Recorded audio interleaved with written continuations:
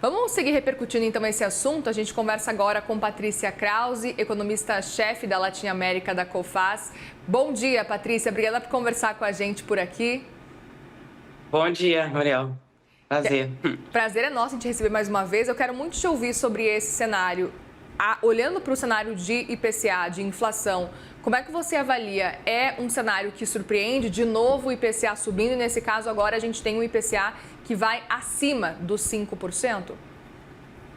Não, de fato, o mercado já esperava que fosse ultrapassar essa barreira bastante emblemática, né, dos 5% para esse ano, já que já vinha de 10 semanas de alta. Então, essa é a 11ª semana de alta e de fato, a gente está num cenário em que há muito mais riscos inclinados para uma inflação mais alta, né, nesse momento. Então, principalmente a questão do conflito no Oriente Médio, né, a questão geopolítica que persiste e, claro, isso pode aumentar os efeitos secundários e se persistir por mais tempo também, o preço da própria commodity energética subiria. A gente sabe que a gente tem preços também de combustíveis no Brasil que estão represados, você não teve um aumento integral da alta dos preços internacionais. E um outro ponto de risco que eu colocaria é a questão da inflação de alimentos, porque no último mês ela já estava ali pressionada, em 12 meses ela ainda está num patamar baixo, mas a perspectiva é de que ela possa subir aí à frente, porque pela questão climática, né? A gente tem a perspectiva de chegada de El Niño no segundo semestre e que normalmente gera aí uma pressão de preço de alimentos. Perfeito, um ponto super importante também. A gente tem até expectativa para essa semana de divulgação do IPCA 15, PIB brasileiro. A gente deve então ver de novo esse aumento, até se confirmando a partir já também dessa divulgação da projeção do Boletim Focus, Patrícia? Sim, o IPCA 15, que sai agora na quarta-feira, deve mostrar ainda que possa ter alguma desaceleração em relação à leitura do mês de abril, né, para ter uma contribuição menor ali da parte de combustível, ainda deve vir uma inflação muito pressionada, né, na leitura mensal, algo em torno de 0,6%, porque ainda de modo geral os preços pressionados, tem também um componente de passagem aérea que pode influenciar ali no mês, que costuma ser mais volátil. Então, pode ter uma desaceleração nas leituras mensais, mas ainda assim levando a uma inflação em 12 meses em alta, né? Perfeito. Outro ponto para a gente falar também sobre o Boletim Focus de hoje foi essa atualização importante no PIB. Como é que você enxerga também essa projeção feita pelos economistas? Assim, de modo geral, assim, a nossa perspectiva da Cofaz já estava em torno de 1,9%, então eles estão se aproximando dessa perspectiva de 1,9%, tá agora em 1,89%, então mudando ali bem a conta-gotas a cada semana, né, subindo. Os dados preliminares que a gente tem do PIB mostram realmente um primeiro trimestre forte, né, e aí adiante a gente deveria ter uma desaceleração gradual da economia. O que acontece é que a gente também tem medidas que estão sendo anunciadas, né, que pode trazer algum estímulo e com isso também levar a alguma desaceleração mais lenta da economia, né? Então, com isso, provavelmente levando essa revisão de projeção levemente para cima, né? Ainda que você tenha taxa de juros elevadas, né? E para ano que vem, reduziu marginalmente. Então, está bem volátil, porque semana passada tinha subido um pouco a projeção, né, de crescimento do PIB para 2027 e agora voltando a cair, né? Então, num cenário em que você tem uma Selic que cai de forma mais lenta, isso poderia afetar o crescimento no ano que vem. Eu até queria, Patrícia, que você listasse para a gente um pouco desse cenário que está fazendo com que essas movimentações todas aconteçam no Boletim Focus. A gente pode falar que o principal ponto importante é a guerra nesse momento, que está movimentando e fazendo com que o PIB tenha essas mudanças e, claro, o IPCA também, ou tem outros pontos que valem a gente ficar atento também para esse cenário no Brasil? O principal fator, de fato, é o fator externo, né, geopolítico, que, no termos de PIB, tende a ter um efeito positivo pelo lado da gente ser exportador líquido de petróleo, né, e mais pelo lado da inflação, pressiona os preços, ainda que você tenha medidas para tentar atenuar essa queda. Então, acho que isso é o principal fator que tem influenciado no crescimento esse ano. O que ajuda a trazer alguma resiliência é o fato de que você tem um mercado de trabalho que ainda está aquecido. Essa semana também saem dados de mercado de trabalho, né? Sai CAGED, sai PNAD também, deve mostrar ainda um mercado que ainda está forte, o que ajuda. crescimento de renda real, e medidas de suporte, né? Então, você tem agora uma linha de crédito para compra de veículos, né? Para a parte de pessoas com, né? de aplicativos, né? Você tem o desenrola, então você tem algumas medidas que tentam ajudar na parte do consumo, né? E além da própria questão do imposto de renda, né? Do aumento da faixa de isenção. Perfeito. A gente está acompanhando o mercado até um pouco otimista com a possibilidade de um avanço nas negociações, talvez o fim dessa guerra.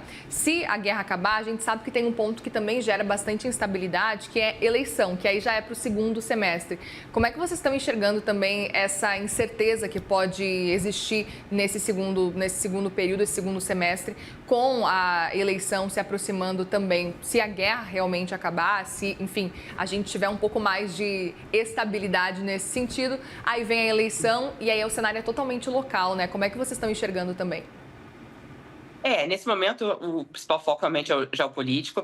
Hoje a semana começa com algum entusiasmo, o petróleo caindo aí 5, 6% diante de um entusiasmo do mercado que se poderia ter alguma resolução para a questão geopolítica. Mas a gente sabe que isso ainda está totalmente em aberto, né? Então isso com certeza ajudaria bastante, ainda que o preço do petróleo, a gente sabe que não, mesmo que tivesse uma resolução hoje, não vai voltar para o patamar ali dos 60, 70 no dia seguinte, né? Tem toda uma transição e com isso ainda um efeito sobre a inflação. Sobre o cenário político, é claro que, sim, quando a gente tem eleições presidenciais, a gente tende, não só no Brasil, mas em outros mercados também, ter alguma volatilidade, alguma tendência maior de depreciação da moeda. Então, à medida que você chega perto do evento, né? Então, acho que isso talvez tenha um reflexo no que a gente está vendo no Focus, porque no Focus a projeção de câmbio está caindo, mas ainda assim está ali em torno de 5,17, né? Que ainda é acima do patamar atual. Então, provavelmente refletindo ainda alguma questão eleitoral para o segundo semestre do ano, né?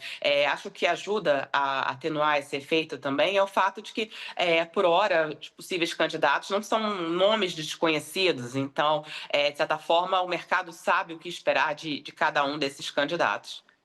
Perfeito. Outro ponto, Patrícia, também para a gente falar por aqui, eu queria entender um pouco mais sobre a sua avaliação. Você citou sobre esse cenário do câmbio, né? A gente viu novamente uma atualização do câmbio que tem ficado bastante volátil ao longo dessas últimas semanas. Muito se falou sobre a possibilidade do câmbio se manter abaixo dos R$ 5, isso um mês atrás mais ou menos. Como é que vocês estão enxergando esse cenário agora, ainda que a gente sabe que para um longo prazo fazer projeção para câmbio é praticamente aí muito difícil, ou para não dizer impossível.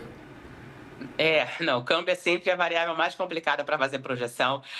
Eu diria que há fatores para sustentar o câmbio de forma favorável, né? De uma apreciação do real, né? Essa tendência de apreciação que a gente tem aí já desde o começo do ano passado.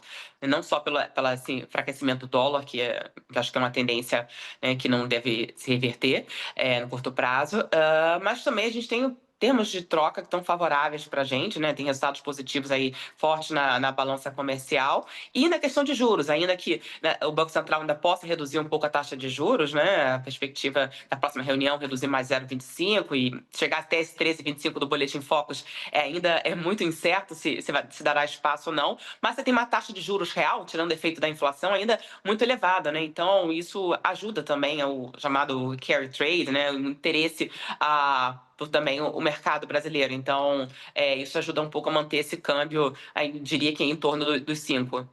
Perfeito. E para a gente encerrar nosso papo aqui, queria já entender um pouco sobre a sua previsão, olhando para o cenário de PIB também agora para essa semana e olhando para o cenário também de IPCA que pode sair também, não só o IPCA 15 que a gente falou há pouco, mas olhando para PIB, olhando para IPCA, para a inflação. Está seguindo mais ou menos esse caminho da projeção especificamente do Boletim Focus ou talvez vocês estão vendo um outro cenário?